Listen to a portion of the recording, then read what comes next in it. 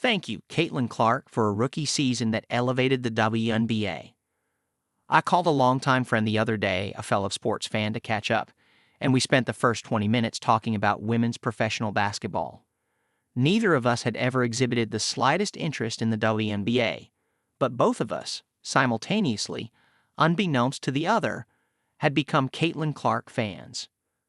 There are transformational players who change the competitive balance in a league or change how the game is played, but it's rare to come across players who lift an entire league on their shoulders. There was much known chatter when Clark entered the WNBA that she was in for a rude awakening after her historic college career, that she wouldn't look so special against the best women players in the world. And, yes, there was a period of adjustment, but as the WNBA regular season ends and the playoffs begin, we can say the Clark doubters have been proved categorically wrong.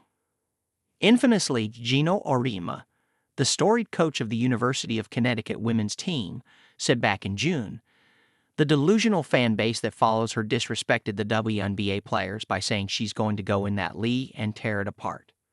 Delusional? Clark has had the best rookie season in WNBA history and turned everything she's touched to ratings or attendance gold. For all the jealousy and even hostility she's elicited from other WNBA players, Clark is doing them all a favor. The WNBA could have had an unlimited advertising and marketing budget and not produced anything like the results of simply putting C squared on the court.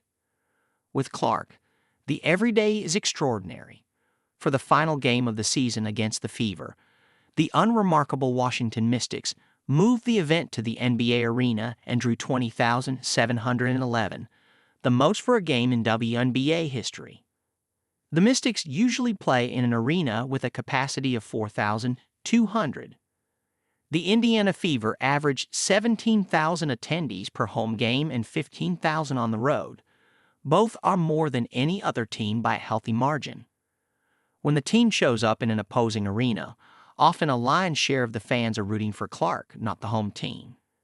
The ION network, which broadcasts WNBA games, saw its ratings increase 133% from a year ago to 670,000 per game. It benefited from broadcasting 7 games with more than 1 million viewers, all involving the Indiana Fever. Notably, viewership among men aged 25 to 54 increased 181%.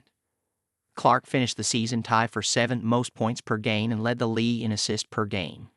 She set rookie records for total points in a season, assists per game, and three-pointers made. She's the only rookie ever with a triple-double, and she did it twice. She scored the second most three-pointers ever in a season, falling just short of the all-time record. WNBA legend Sheryl Swoopes, who has never sounded overly enamored with Clark, recently said that the Fever star wasn't yet dominating the league. Perhaps, but Clark's numbers match or eclipse those that Swoopes amassed in her MVP seasons. Swoopes, for instance, averaged 18.5 points, 3.3 assists, and 4.9 rebounds per game in 2002. Clark averaged 19.5 points, 8.4 assists, and 5.7 rebounds per game this year. And again, she's a rookie.